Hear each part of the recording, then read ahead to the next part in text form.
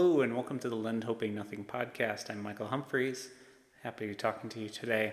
This is episode 17, and today I want to talk a little bit about why I got into usury and studying it. A few people had asked, and I thought maybe I'd do a little story time with Mike to kind of talk through how I got to where I am. So I thought I'd start off with some of my intellectual background and how I got some of my background and kind of work from there. So first thing is that I got my bachelor's degree in physics from Gonzaga University. And so that kind of explains a little bit of my sort of technical mathematical background. I did, some computer programming and minored in math, and I did a small research project. After I graduated from Gonzaga, I ended up going to a PhD program in physics because I was really interested in becoming a professor in physics because I just always enjoyed teaching, and now I get to do these type of things. So full circle, I guess. And so while I was there, I ended up, after my first year, deciding that I was going to enter seminary. And since I was in the Spokane Diocese at the time, I entered the minor seminary there.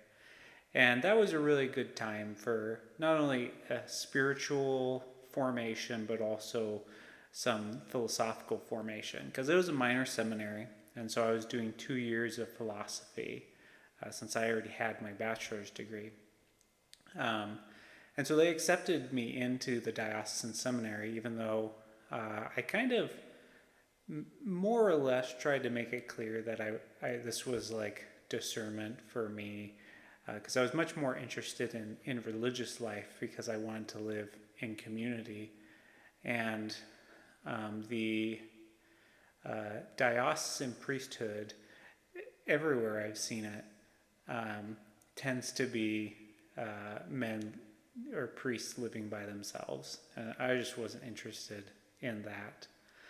So I ended up visiting a lot of different communities. I went to visit a couple of Benedictine monasteries, but I ended up, I also looked at the Jesuits because I kind of came back to the faith after a while at Gonzaga University when I was studying physics.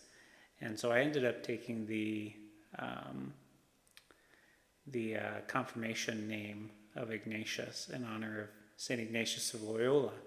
And so I thought about entering the Jesuits, but after some of my formation in seminary and learning a bit more about the Jesuits, I was discouraged from entering the Jesuits for what I hope are obvious reasons. So I continued to study, and I had some great experiences. I had a great directed reading with Dr. Michael Tkach, who's a great Albert the Great scholar. And he did a directed reading with me through the Summa Contra Gentiles, the first book, which was very formative for understanding not only natural theology, but sort of the deductive reasoning of how you can deduce the various attributes of God from the argument for motion. So, and then I did a lot of other courses, obviously, but it was a good philosophical formation, and I ended up being convinced by one of my fellow seminarians that in order to be a good theologian, because I'd have to study theology in major seminary, and also a good homilist, I would need to be well trained in philosophy. So I really wanted to study philosophy more. And so I ended up looking at the Dominicans, and I applied to the Dominicans, which ended up meaning that I had to leave the diocesan seminary. And unfortunately, after I left, I got the word from the Dominicans that they had not accepted my application for whatever reasons that I still don't understand. But God bless them; they do good work, and God works in mysterious ways. So I wouldn't be here today if I had joined the Dominicans. So, but I ended up after that deciding that, well, I still want to study philosophy, and I decided to continue that and to continue discerning the priesthood and religious life. And so I was really interested in going someplace that had a master's program in philosophy and had some sort of priestly discernment program. And I look at Chrysostom, Ave Maria, and Franciscan University of Steubenville. And I think Franciscan was the only one that had both, Masters of Philosophy and the discernment program. Ironically, after I had accepted and started making plans to go out to Steubenville, my spiritual director discouraged me from entering another formal priestly discernment program after leaving the seminary. And so I ended up dropping out of that, but still going to Steubenville to study philosophy. And while I was there, I still visited various communities. I visited a couple of Benedictine monasteries out on the East Coast and the East Coast Dominicans. But yeah, I studied philosophy at Franciscan, and I think I was kind of the lightweight of the group, because I definitely did not have the same sort of training some of the other philosophy students had, because they were, some of them were reading Bernard Lonergan and reading about transcendental Thomism and writing all of these conference papers, even studying just for the masters. And here I am, I'm just like, almost out of place. I'm a physics bachelor student, ex-seminarian, trying to make my way through grad school. But one of the things that did happen was I met Dr. Sitch, who was a physics professor, and so that got me connected with physics again. And he was one of these strict observance Thomists, very Aristotelian Thomist. And so that really got me back into kind of natural philosophy. And I tried to write a couple of conference papers, and one of them got accepted. But I ended up focusing on writing my master's thesis, which was on natural philosophy, and particularly on the nature of time. And one of my friends had asked me about this book where Kurt Gödel, who was a close friend of Albert Einstein, claimed that time really doesn't exist because of some of the consequences of general relativity. And so I took that and the arguments in that, as well as what's his name, Mick Taggart, who also wrote a now infamous essay on the irreality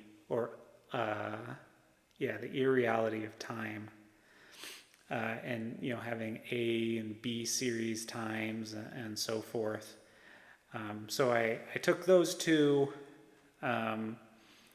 laid out their arguments, and I looked at Aristotle and the sort of probably the neo-scholastic is probably the best way to put it. The neo-scholastic view of the nature of time, and showed how that sort of Aristotelian position addressed the objections of Gödel and McTaggart, and then laid out kind of coherent theory of time, I think. Was it the best? Of course not. But it was very formative in helping me begin to understand the nature of measures, which is very important when you start thinking about finance, because the principal measure in finance is money, and money is very poorly understood just from sort of a technical basis. And so the thing that I got away, the basic understanding of time is, so time is not an absolute sort of thing. It's not something in the universe per se, but it is essentially motion. And the example that I used was, imagine someone who's running a 100-meter dash. And so there's some sort of extended motion. So he's going from here to there. And how do you say how much motion that is? And so you can measure it in spatial terms. So it was 100 meters. But there's also the temporal side of it. And so how much motion is there in this temporal sense? And so what do you actually do to measure that temporal component of motion? Is, well, you have just a clock, and it ticks, and each one of those ticks, each one of those little bits of motion is a second. It's a unit that you use. And so what happens is you take that clock with these regular standardized ticks as the measure of this person running a 100-meter dash. And so you're able to take this regularized standard of motion, which is itself something in motion, and use it as the measure against which to say how much motion was there of this particular person. And so there's those two components. So you have the thing measured and the thing by which you measure. But also, in order to achieve that, you need a finite mind. Now, in the case of time, you need a finite mind that has memory so that you can remember the whole motion, because the only thing that exists is the instant. And so somebody with motion needs to be able to remember the beginning, the through, and the end, and then abstract that. And then you also abstract the unit of time and then compare them. And so that act of comparison is properly an act of the intellect. And then the abstraction from the particular memories. And so that sort of arrangement becomes very handy for starting to think about money and how you measure things, because money is a measure of human need. And so I've talked about this before in the Metaphysics of Money episode, but it was very formative in helping me understand the nature of measures. So that's what I wrote my master's thesis on, and by the end of my master's program, I had met my wife, and we were planning on getting married. And I was thinking again about getting back into physics, so I applied to a physics program to kind of restart the PhD. I ended up not getting accepted to that physics PhD program, and so I went on to I got married, and so I started thinking, well, what am I going to do with my life? And so I started looking into just getting a job. And the only job I was able to get accepted to was working doing data entry at Transamerica. And so that's what I started doing, and I was encouraged to go talk to the the actuaries at Transamerica because I had my sort of math background. So, I talked to the actuaries, I started taking the actuarial exams, and I eventually got an actuarial position and even got into the program for becoming a fully credentialed actuary. And so this was kind of my entrance into professional finance. And, a couple of years into that, I actually read a blog post by James Chastik, I think his name is, at the Justomism blog. And it was on usury. And I was really interested in it because working on finance, it actually kind of concerned me. Like, so can I keep continuing on in finance if this is problematic? And so I comment on it, and I was like, well, what about time value of money? And someone said something unhelpful about, well, is the returns guaranteed or something like that? And unfortunately, I can't find the blog post anymore. But it was very interesting to me because I didn't quite understand. And so I ended up, that was kind of what launched my study into usury. And of course, like most people, I got into this whole sterility of money thing. and that was kind of like, oh, okay, so, money is sterile and, I don't think I had entirely worked it out yet, but I was also reading the Acton Institute blog at the time when they still allowed comments, and so I was interacting with people. And I was reading it because I was trying to understand economics still and kind of engaging people. And kind of on one blog post, I said something about there's something on usury, and I was like, oh, sterility of money. And like many people, I found myself interacting with Zippy Catholic. And he directed me to his blog, and I started reading his FAQ on usury, and it was very interesting to me. And I did several emails back and forth with him over time, trying to understand what was going on, because it was a very different position, but it also seemed to be much more defensible than anything else. It was able to, coherently criticize the sterility of money argument. And then also, it posed something that was quite challenging, but also quite moderate, which surprised me. And so, but, reading the FAQ, I always just thought, I was like, well, there's so many missing points, and like, how do you justify this, that, and the other? Like one of the big ones that always kind of concerned me was like, well, what is this mutuum thing, and where is this in the tradition? Like, Zippy says it is a personally secured loan, but it's like, well, who's even saying the mutuum is the central thing anyway? And so I started reading more usury books. I went to the local university and was able to check out some stuff. And, started to realize, like, oh yeah, once you start looking at the Latin, this does start making a lot of sense. Like, oh, if you read Aquinas in the Latin, oh, there's the mutuum. If you start looking at the 13th century canonists and 12th century canonists and 11th century, it's mutuum. If you look at, start looking at magisterial documents, it's mutuum.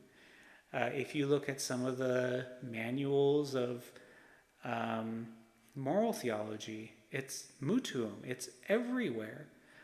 In fact, I was like, well, how far back does this go? Does it only go to the 11th century? And you can draw it all the way back to St. Ambrose of Milan. in the, what is that, the 4th century. And he was a former Roman, not a governor, but some sort of praetor, judge or something. And in his De Tobias, yeah, it's mutuum. And recently I found, if you look at the Council of Nicaea, it has a canon where it excommunicates or deposes, I can't remember exactly, priests who engage in usury. And the way, there are a couple of different fragments in Greek and Latin, so it's not obvious, it's not the same in each, so it's not obvious, what's the official version.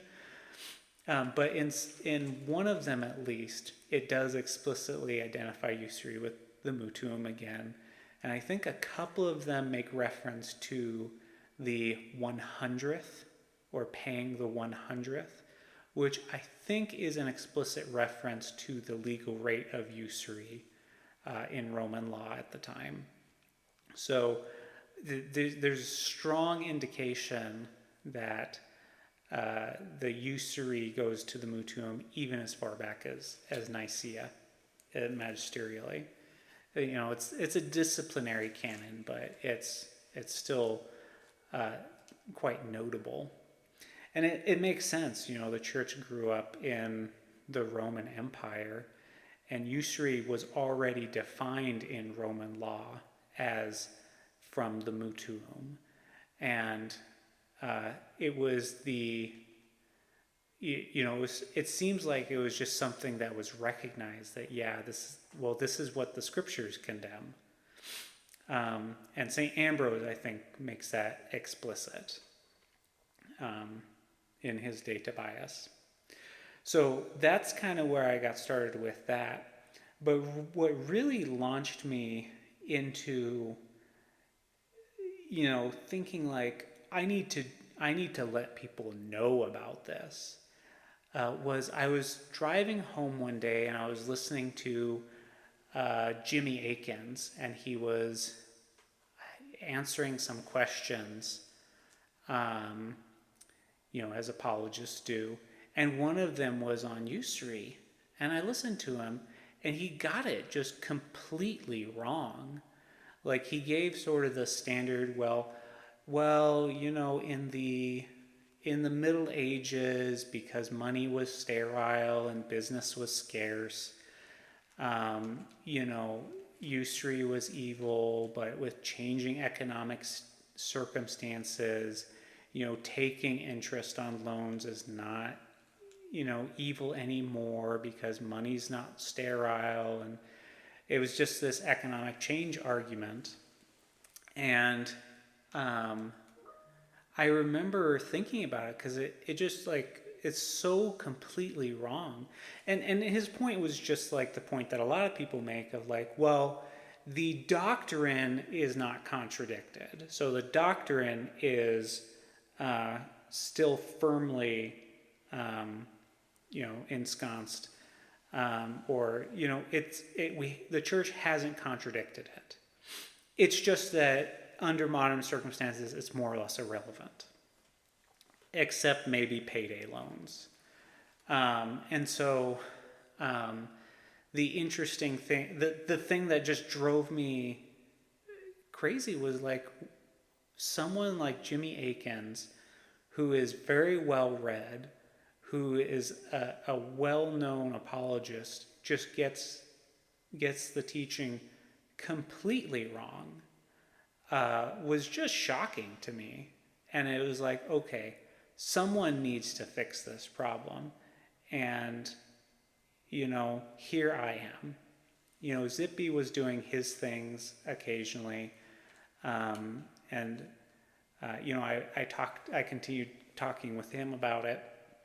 And that's when I decided, okay, well, I'm going to, start studying this even more seriously and getting this right, because we can't go on as a church getting something so evil as usury so wrong.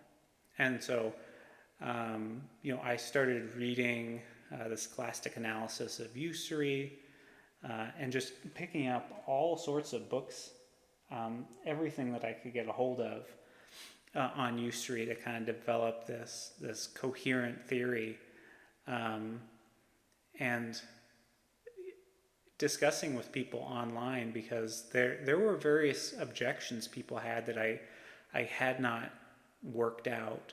Like, someone had this absurd example of like, all right, well, what if I loan someone a block of ice when I'm, like in Arizona, but when I'm in Alaska, I insist for it back. And the obvious problem there is, well, the block of ice in Arizona is manifestly more valuable than the block of ice in Alaska. And that was one of the things I tried to work out. And the way that I've worked that particular one out is, okay, now the presumption there is that the exclusive measure of equality in exchange is value, is need. But if you look at Aristotle's discussion, where he talks about how money arises, you find that very explicitly what the issue is there is that we engage in exchange because we need something we don't have. So you have, widgets, and I have who's it, what's it's, and we each need what the other has. And so we exchange. So money arises in order to facilitate this. And money, because what's driving this exchange is need, money arises as this measure of need. And so I need what you have, you need what I have, and so money becomes this intermediary, which then measures everything, because everything that man needs is the sort of thing that he's going to exchange. Now, what comes out of this is that this need as measure arises explicitly in the issue of diverse goods, because Aristotle asks, well, how many shoes is a house? That's a question. And so how do you make those commensurate? Well, you introduce this measure of need, which measures both of them, making them commensurate, and so then you can exchange them in line with commutative justice. So, given all that, now the case of the mutuum is just radically different from the very bottom. First of all, you don't engage in the mutuum because you each need something from the other. The borrower needs something from the lender. That is the origin of the contract. The lender is not coming to the borrower asking him for something. The borrower is the one who has need. And then the exchange is a matter, it's a matter of something in kind. And so what is the return? Well, you're returning the block of ice for another block of ice. How do you make those commensurate? Well, they're commensurate because when they have the same use or the same function. And so that's something intrinsic to them, and that's the meaning of fungible. It means interchangeable in use. And so when these two things are interchangeable in use, you can return them, and they're already commensurate. So you don't need to have this extrinsic measure of value, because you already have this sort of intrinsic measure of functionality. And so then you exchange them or return them in exact quantity, regardless of where you are. Because if you're in Alaska or you're in Arizona, it functions the same as long as it's the same sort of thing in the same kind and quality, it does the same thing. And so there's that commensurateness already there. And so, like, even reading some of these books, some of the different challenges, and really kind of integrating this into a more comprehensive and complete theory. But yeah, it was that radio with Jimmy Akins that really got me like going with, oh man, someone needs to fix this. And I've really tried to focus on the academic side, and so I got the article published through the American Maritime Association, and I'm looking to do something in I have a couple other essays I'm working on, because I do really believe that the sort of philosophy and academic thought sort of trickles down into the broader culture. But I've also just started trying to do more, more popular stuff, like some of this podcasting, and then the Word on Fire essay, and some other stuff I'm trying to look at. But yeah, so that's kind of some of the origins. That's kind of where I'm at now, and some of the plans of where I'm going. So I'm hoping eventually to start some sort of benefit society, or some sort of way of helping people get out of usury. And so that's the more concrete plan. I'm looking at different people and seeing how they're doing it. But that's the long-term plan, and I have no idea how to do that. So hopefully, God willing, I'll figure something out. But yeah, that's kind of it. Yeah, and that's where I came from and where I'm going. So yeah, any questions, comments, feel free to email me or leave a comment or stuff. But yeah, thanks for listening and have a good day.